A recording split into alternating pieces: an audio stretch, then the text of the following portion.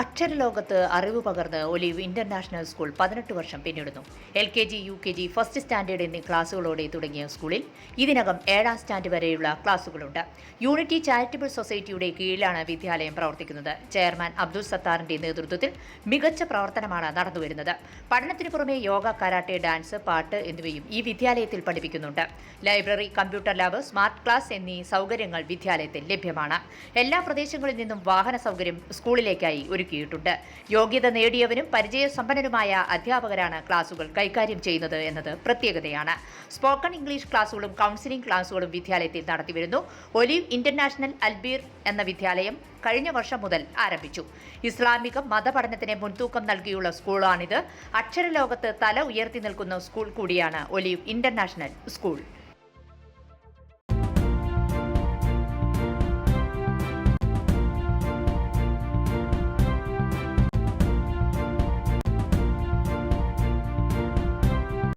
നമസ്കാരം, any time ന്യൂസിലേക്ക് സ്വാഗതം.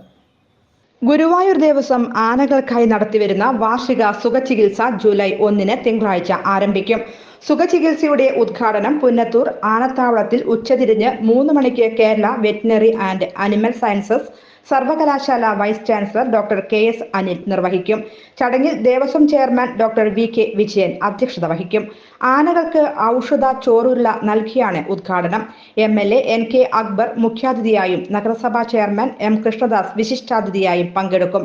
നഗരസഭ വാർഡ് കൗൺസിലറും ക്ഷേമകാര്യ സ്ഥിരം സമിതി അധ്യക്ഷയുമായ ശൈലജ സുധൻ, ദേവസ്വം ഭരണസമിതി അംഗങ്ങളായ മല്ലിശ്ശേരി പരമേശ്വരൻ നമ്പൂതിരിപ്പാട്, PC ദിനേശൻ നമ്പൂതിരിപ്പാട്, KP വിശ്വനാഥൻ, ജീവധനം വിദഗ്ധ സമിതി അംഗങ്ങൾ എന്നിവർ സന്നിഹിതരാകും.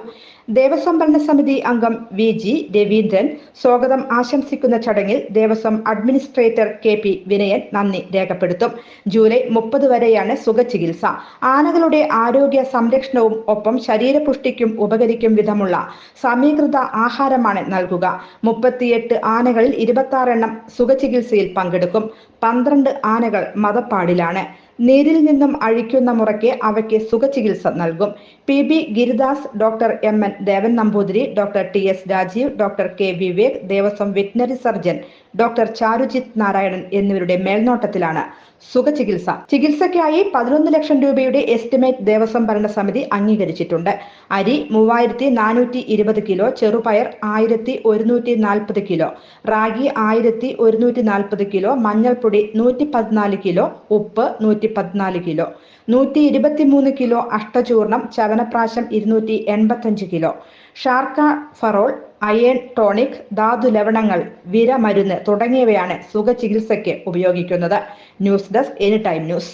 കൂടുതൽ വാർത്തകൾക്ക് ഞങ്ങളുടെ ചാനൽ സബ്സ്ക്രൈബ് ചെയ്യുക, Facebook ഫോളോ ചെയ്യുക. വാർത്തകൾ വേഗത്തിലറിയാൻ എനി ടൈം ന്യൂസ്.